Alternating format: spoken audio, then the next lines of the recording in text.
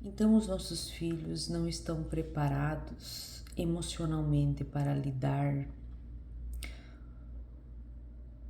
A maior parte disso é culpa nossa.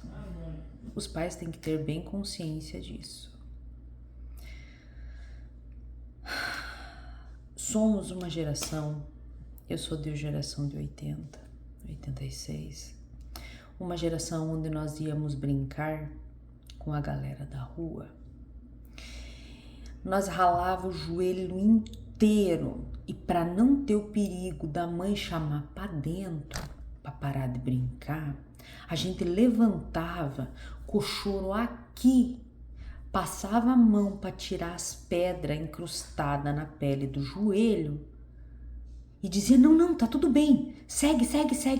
Por quê? Porque se a mãe visse, ela ia chamar para dentro.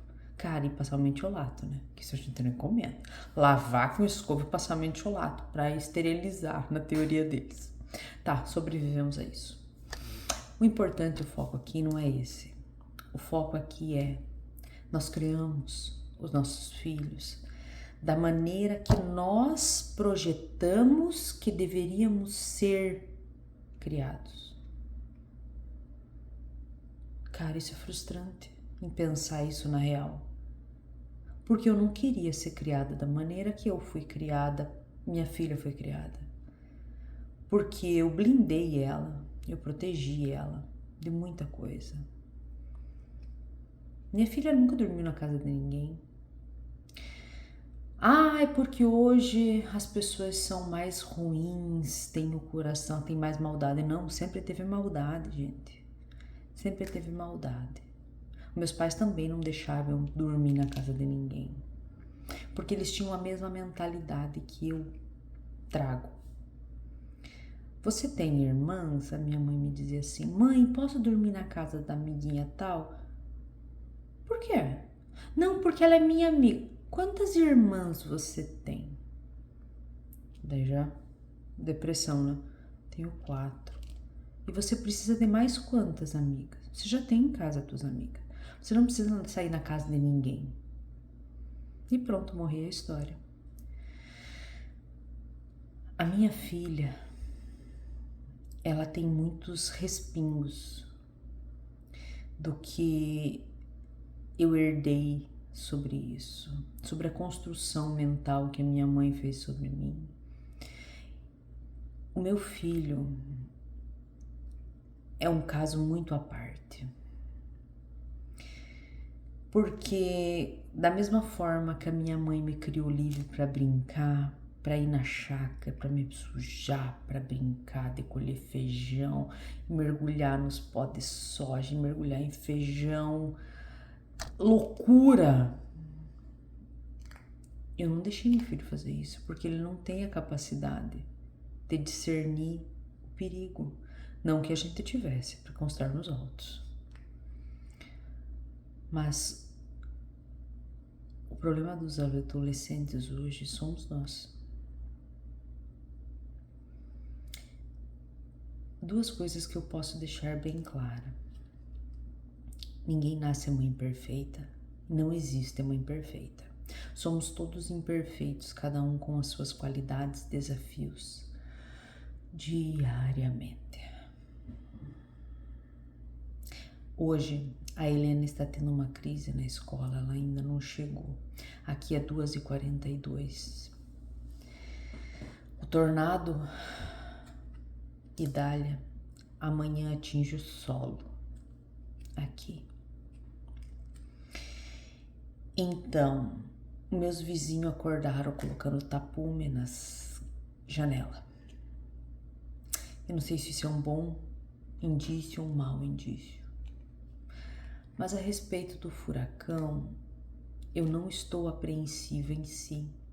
Estou apreensiva com a maneira com que meus filhos vão lidar com a situação. A Helena está tendo ansiedade maior do que o normal. Porque é novo, é um risco novo, é uma situação nova e adolescentes não tendem a lidar muito bem com o novo, ainda mais quando não há tempo de processamento. Então vamos lá. Eu sou uma mãe compartilhando as minhas inseguranças com vocês. Segue lá no meu canal do Insta. Não tento procurar postar no meu canal do Insta não o meu dia a dia, mas a parte psicopedagógica, a parte de esclarecer dúvidas, principalmente pedagógicas, né? Um pouco de psique, porque sou apaixonado por essa área. Uma das minhas formações é sobre o comportamento humano e a sua essência. Então isso é uma área que me apaixona. Aos adolescentes, eu quero deixar uma coisa interessante gravada. Quando eu descobri o autismo do meu filho, ele nasceu autista, lógico. Quando eu descobri o diagnóstico, que foi fechado o diagnóstico dele, por ser há muitos anos atrás, o diagnóstico do Henrique foi fechado dos 7 aos 12 anos. 12 anos foi batido o carimbo. 7 anos eu comecei a insistir, persistir e pirar todos os médicos que eu passei, porque eu queria o fechamento do laudo. E eles me enrolando. Então eu consegui fechar o laudo de autismo para o Henrique com deficiência, com ênfase na deficiência mental. Autista não verbal, bom, e mais alguns CIAs, né? Mas enfim, eu consegui fechar o diagnóstico, o médico conseguiu fechar o diagnóstico do autismo com os outros terapeutas conseguiram fechar o diagnóstico do Henrique quando ele tinha 12 anos. E de 12 anos para cá, eu aprendi de professora, magisterianda, pedagoga, eu passei a cursar psicopedagogia, com ênfase no autismo, porque eu precisava entender o meu filho. Minha filha nasceu quando o Henrique tinha 6 anos. Graças à minha filha, o meu filho aprendeu a controlar os esfíncter. Ele largou a fralda depois que a minha filha nasceu, porque aquela velha frase, macaco vê, macaco faz. Então, no caso do Henrique, foi muito importante agregar a irmã, porque a irmã foi numa fase normal e ele foi vendo e imitando o neurônio espelho para ir desenvolvendo, tanto na fala, na comunicação, quanto em todos os aspectos. Então, quando eu me deparo com a Helena, o Henrique, eu já tinha feito as formações e ainda continuo em busca de coisas novas, porque o autismo foi descoberto um grão de areia. Então nós temos um mundo do deserto do Saara para descobrir, tá? Então quando a Helena, mais ou menos com os seus 11 anos, começou a ter ansiedade, e a ansiedade se tornou depressão, que se tornou vários possíveis diagnósticos. E de 11 anos, a vida da Helena, 9, ela deu indícios, a primeira crise, 10. Então, de 10 anos para cá, são 5 anos de loucura. Montanha-russa, um dia tá bem, um dia tá mal, um dia tá bem, um dia tá mal, até nós acharmos médico competente, capacitado, especializado, que desse conta do problema, porque eu tive psiquiatras, neuro, que chegou para mim e disse, viu mãe, eu tenho uma sugestão de médico aqui para você, porque eu acho que eu não consigo mais contribuir com a sua filha, eu não consigo trabalhar com a sua filha, psicólogos, enfim.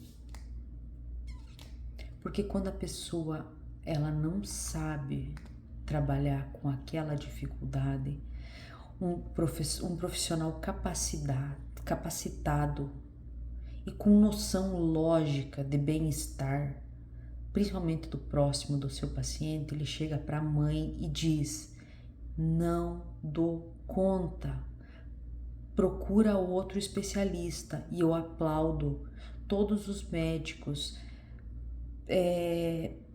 terapeutas que passaram na vida da minha filha e tiveram essa iniciativa, e eu só tenho a agradecer, tá? Porque graças a isso a Helena chegou a um médico super competente aí do Brasil, que nós fazemos vídeo chamada aproximadamente hoje de 5 em 5 meses, e ele prescreve a receita, manda a receita para minha irmã compra a medicação, nota fiscal, receituário americano, receituário brasileiro, permissão para vir para o Brasil, tudo isso, e vem para cá, porque ela precisa seguir um todo. O médico me disse na última sessão: Larissa, eu não quero ser a sua sócia pro resto da vida. A tua filha tem 15 anos. Sei que a Helena não se deu muito bem com a psicoterapia, mas chegou numa fase que ela tem 2 escolhas.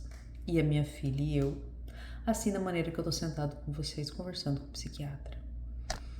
Então, ou ela vai para um psicóloga, um psicoterapeuta, ou ela vai para um psicólogo, um psicoterapeuta. Tem essas 2 opções, você pode escolher. Tô te dando chance de escolher.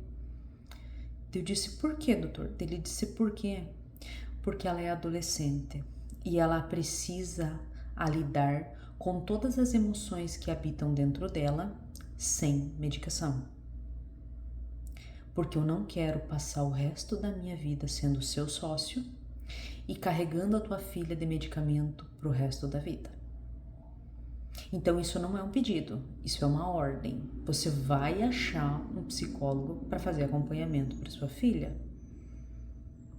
E foi a melhor coisa que eu fiz, porque já tínhamos passado alguns e a Helena refutava, rejeitava, achava desculpa, birrenta, marrenta, e estamos bem.